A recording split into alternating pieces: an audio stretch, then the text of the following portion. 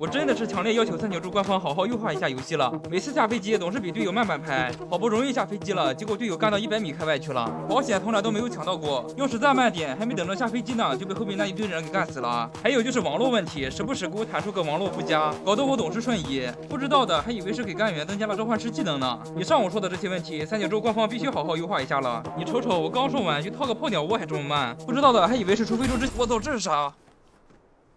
腾讯股票啊？